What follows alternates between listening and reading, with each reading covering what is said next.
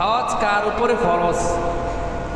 সূরা আলে ইমরান যে আয়াত আমি তেলাওয়াত করেছি 97 নম্বর আয়াত, আল্লাহ বলেন ওয়ালিল্লাহি আলান নাসি হিজ্জুল বাইতি মান ইসতাতা ইলাইহি সাবিলা।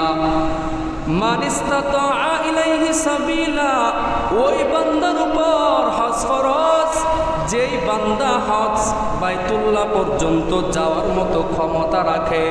মুফাসসিরিন ইকরাম সমস্ত তাফসীরের কিতাবে এর ব্যাখ্যায় লিখেছেন, এক বান্দার যে টাকা পয়সা আছে সংসারের খরচ ব্যতীত হজ করতে যেই পরিমাণ টাকা লাগে, ওই পরিমাণ টাকা যদি বান্দার কাছে থাকে এবং রাস্তা যদি নিরাপদ হয়, নিজের জানের যদি কোনো আশঙ্কা না হয়, তাহলে ওই বান্দার উপরে হজ্জে বাইতুল্লাহ করা ফরজ।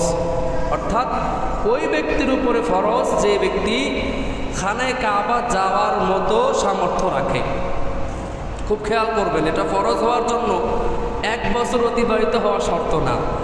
জাকাতের সম্পদ কিন্তু 1 বছর অতিবাহিত হওয়া লাগে, পরে জাকাত আসে।